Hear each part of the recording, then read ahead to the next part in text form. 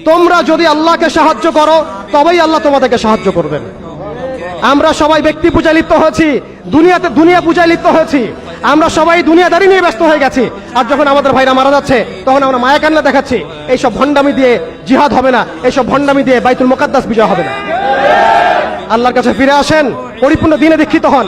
In তানসুরুল্লাহ ইয়ানসুরকুম, তোমরা আল্লাহকে সাহায্য করো, অর্থাৎ তোমরা আল্লাহর দ্বীনকে সাহায্য করো, আল্লাহ তোমাদেরকে সাহায্য করবেন। ওয়া ইউসাব্বিত আকদামাকুম, তোমাদের পা আল্লাহ পাক শক্ত করে দিবেন। আল্লাহ সতর্ক করেছেন, ওয়া ইন তাতাওয়াল্লাউ, তোমরা যদি মুখ ফিরায় নাও আল্লাহ থেকে, তোমরা যদি মুখ ফিরায় নাও, ইস্তাবদিল কওমান গায়রাকুম, আল্লাহ পাক তোমাদেরকে সরাই দিয়ে নতুন কওমকে নিয়ে আসবেন। সুম্মা লা ইয়াকুনু আমসালাকুম, তারা তোমাদের মতো অপদার্থ হবে না। এটা আল্লাহ পাকের দ্ব্যর্থহীন ঘোষণা। অতএব পরিপূর্ণ ইসলামে দীক্ষিত হতে হবে, আমরা সবাইকে ইসলামে ফিরে আসতে হবে, ওলামায়ে কেরামের সাথে সম্পর্ক রাখা এবং একই সাথে জাতিগত একটা ঐক্য গঠন করা। জাতিগত ঐক্য গঠন করে একটা শরিয়া রাষ্ট্র কায়েম করে, একটা পরিপূর্ণ ইসলামী রাষ্ট্র কায়েম করে, নবী সাল্লাল্লাহু আলাইহি ওয়াসাল্লামের সুন্নত অনুযায়ী একটা মদিনা রাষ্ট্র কায়েম করে আপনি আন্তর্জাতিক মহলে চাপ দিতে পারবেন ইনশাআল্লাহ। আর যদি সেটা না হয়, আর যদি আমাদের রাষ্ট্র ব্যবস্থা, সরকার ব্যবস্থা, প্রশাসন এগুলোর ধার না ধরেন, তাহলে আমি বলে দিচ্ছি, আপনারা লিখে রাখেন, আজকে গাজাবাসীর যে অবস্থা হয়েছে, আজকে ইরাক, সিরিয়া, লেবানন, জর্ডান এগুলোর যে অবস্থা হয়েছে, আমাদেরও যে সেই অবস্থা হবে না এর কোনো গ্যারান্টি নাই। মিয়ানমার আমাদের উপর যেভাবে রোহিঙ্গাদেরকে চাপিয়ে দিয়েছে, আপনি আমি কোথায় যাব? আমাদের উপর যদি এরকম অবস্থা চাপিয়ে দেওয়া হয়, আপনাকে আমাকে কি ভুটান জায়গা দিবে? আপনাকে আমাকে নেপাল জায়গা দিবে? আপনাকে আমাকে কি মায়ানমার জায়গা দিবে? আপনাকে আমাকে কি ভারত জায়গা দিবে? আপনাকে আমাকে কি পাকিস্তানও জায়গা দিবে? অতএব আমাদের এই জমিনে, আমাদের এই সংগ্রাম, আমাদের এই জিহাদ আমাদেরকেই করতে হবে, আমাদের ইসলাহ আমাদেরকেই করতে হবে, আমাদের ভবিষ্যৎ আমাদেরকেই করতে হবে। আল্লাহ পাক বোঝার তৌফিক দান করেন। বাংলাদেশের এই অবস্থায় এখন একটা ইসলামী রাষ্ট্র গঠনের কোনো বিকল্প নাই। আপনি আমি চাইলে লক্ষ কোটি মুসলমানকে সেখানে চাপ প্রয়োগ করে পাঠাতে পারতাম যদি আমাদের ইসলামী রাষ্ট্র থাকতো। আমাদের যদি একটা ইসলামী রাষ্ট্র থাকতো, তাহলে ওরা যেভাবে ইউনাইটেড নেশনস গঠন করেছে, এইভাবে আমরাও ইউনাইটেড মুসলিম নেশন গঠন করতে পারতাম। আমরা সেটা পারি নাই, পারছি না।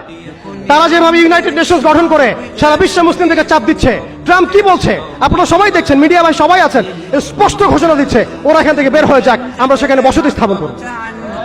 এটা কি মগের মূল্য? ওরা কেন সেখান থেকে বের হয়ে যাবে? এই গাজাবাসীরাই এই পৃথিবীর সবচেয়ে স্বাধীন মানুষ।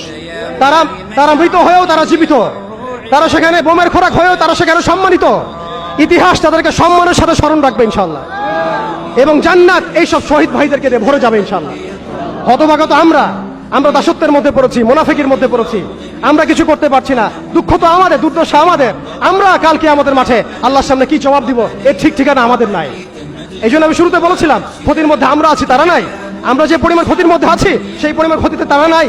তারা হাসতে হাসতে জান্নাতে চলে যাচ্ছে ইনশাআল্লাহ, এবং এরপরে তাদের বিজয় আসবে ইনশাআল্লাহ আযজা ওয়া জাল। অতএব একটা ইসলামিক রাষ্ট্রের দিকে আমাদেরকে যেতে হবে, ইউনাইটেড মুসলিম নেশন গঠন করতে হবে। ন্যাটোর বিকল্প চাই আমাদের, ন্যাটোর বিকল্প বাহিনী গঠন করতে হবে আমাদেরকে। আইএমএফ এর এগেইনস্টে আমাদের ব্যাংকিং সিস্টেম তৈরি করতে হবে, ওদের ওয়ার্ল্ড ব্যাংকের এগেইনস্টে ওয়ার্ল্ড মুসলিম ব্যাংক তৈরি করতে হবে, ওদের প্রযুক্তিগুলোর বিরুদ্ধে আমাদেরকে প্রযুক্তি তৈরি করতে হবে, ওদের মিডিয়ার এগেইনস্টে আমাদের এই ভাইদেরকে মিডিয়ার মধ্যে ঝাঁপিয়ে পড়তে হবে। আপনারা সবাই সব মিডিয়াগুলোকে ইসলামী মিডিয়া বানায় ফেলেন। ওরা আপনাদেরকে জুজুর ভয় দেখায়, সত্য থেকে পিছিয়ে ফেলে। আপনাদেরকে ভয় করবেন না, আল্লাহকে ভয় করেন। ওয়ালা তাখাফুহুম ইত্তাকুল্লাহ, আল্লাহকে ভয় করেন, তাদেরকে ভয় করবেন না। আল্লাহ রাব্বুল আলামিন আমরা সবাইকে যেন ঈমানদার হওয়ার তৌফিক দান করেন। এইভাবে যখন আমরা একটা ঐক্যবদ্ধ শক্তি হতে পারবো ইনশাআল্লাহ, দেখবেন আজ হোক আর কার হোক, আমরা সেই মোবারক জাইশে অবশ্যই যোগ দিব, যে জাইশ ইনশাআল্লাহ বাইতুল মুকাদ্দাসকে মুক্ত করবে, স্বাধীন করবে, বিজয় ছিনিয়ে আনবে ইনশাআল্লাহ। এই বিষয় মনের মধ্যে কোনো রকম হীনমন্যতা রাখবেন না, কোনো প্রকার সংশয় রাখবেন না, যে আগামীতে অবশ্যই সেই বাইতুল মুকাদ্দাস থেকে কালিমা লা ইলাহা ইল্লাল্লাহ মুহাম্মাদুর রাসূলুল্লাহর এই পতাকাই উড়বে ইনশাআল্লাহ তাআলা। তারা এই পতাকাগুলোকে সরিয়ে ফেলতে চায়, তারা জাতীয়তাবাদের আদলে এই বিশ্বকে সাজাতে চায়, কিন্তু আল্লাহর রাসূল সাল্লাল্লাহু আলাইহি ওয়াসাল্লাম বলেছেন, এমন একটা কাঁচা বাড়ি, একটা পাকা বাড়ি বাদ থাকবে না যেই বাড়িতে কালিমা লা ইলাহা ইল্লাল্লাহ মুহাম্মাদুর রাসূলুল্লাহর পতাকা উড়বে না। এটা নবী সাল্লাল্লাহু আলাইহি ওয়াসাল্লামের ভবিষ্যৎবাণী। আল্লাহ পাক আমাদের সবাইকে সেই মকবুল কাফেলায় শরীক হওয়ার তৌফিক দান করেন। আমাদেরকে আল্লাহ পাক ইসলাহ দান করেন, আমাদেরকে আল্লাহ পাক সেই হারানো সম্মান আবার ফিরায় দেন।